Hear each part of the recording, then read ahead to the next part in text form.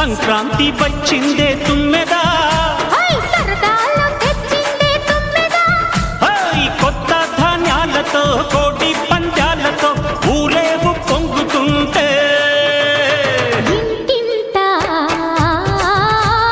పేరంటం, ఊరంతా ఉల్లాసం. కొత్త అల్లుళ్లతో కొంటే మరదళ్లతో పొంగే హేమంత సిరులు